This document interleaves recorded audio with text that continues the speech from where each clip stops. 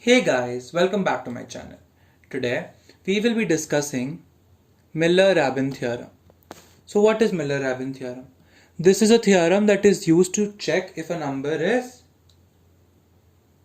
prime or composite. Okay, so we have two inputs for this theorem. N is the number that we have to check and A is always 2. Okay, so first let us discuss the theorem, then I'll show you one example. Okay, so n minus 1 is equal to m into 2k. This is the standard formula, and here in this formula we have to find m and k. N is given. Okay, so this is the formula, and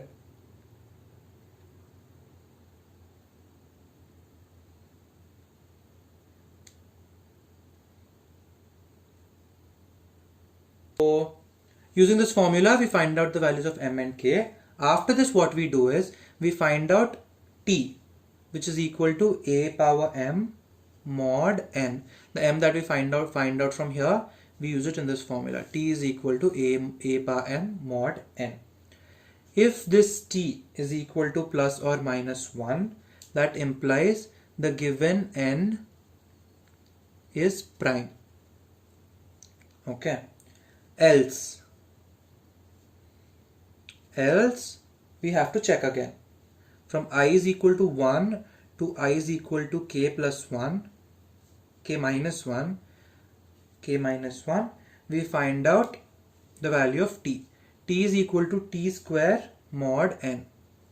Okay, so until our value becomes our value of t becomes plus 1 or minus 1, we continue this process. So now if t is equal to plus 1, it implies it is composite. Okay, and if t is equal to minus 1, it implies the given number is prime. Okay, so now once we are done with this loop, actually for I is equal to this. Okay, so once we are done with this loop, we if it's none of these and none of this condition is satisfied and we come out of the loop, we return composite. That is, the number will be composite.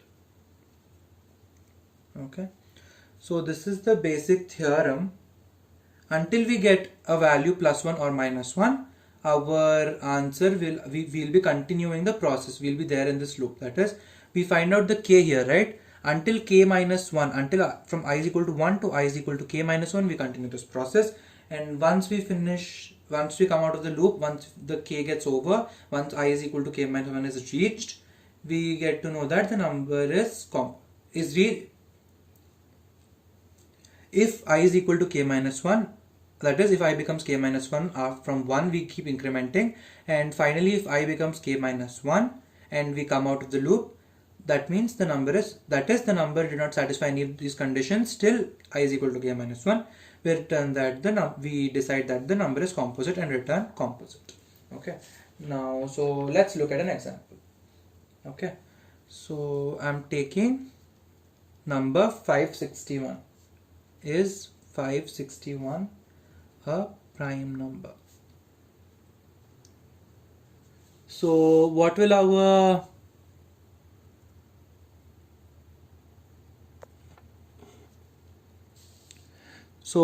bracket, the arguments of our function be?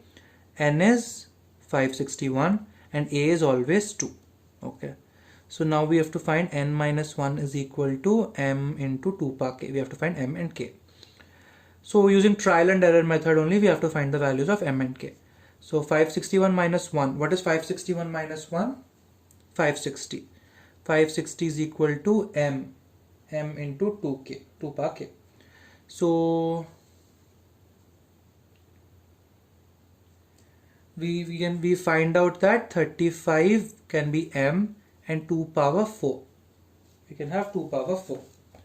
So this is how we get to know that we get to know the values of m and k using trial and error method.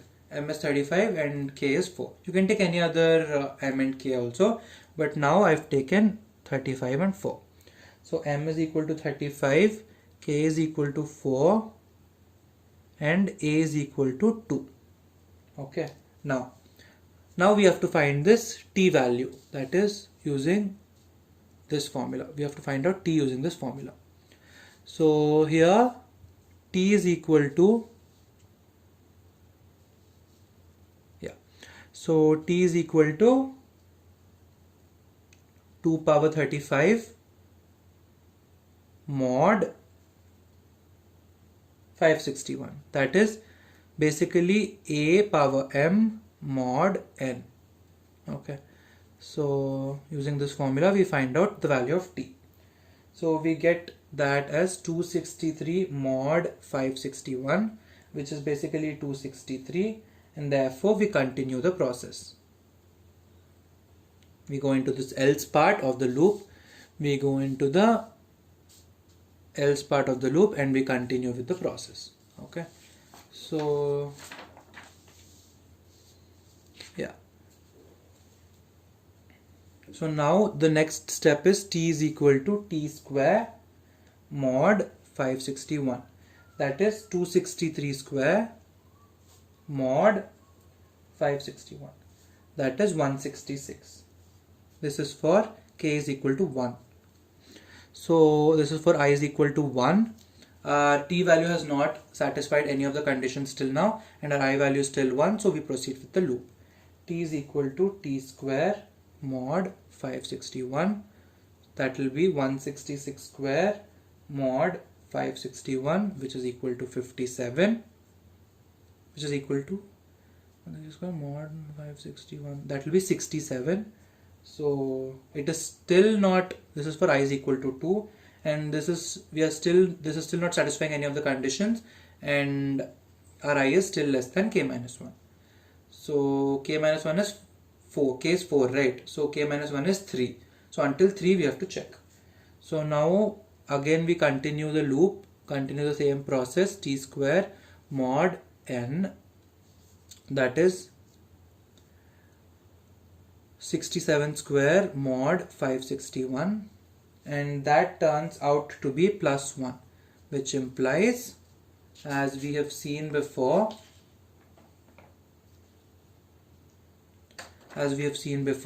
if t is equal to plus 1, then it is a composite number.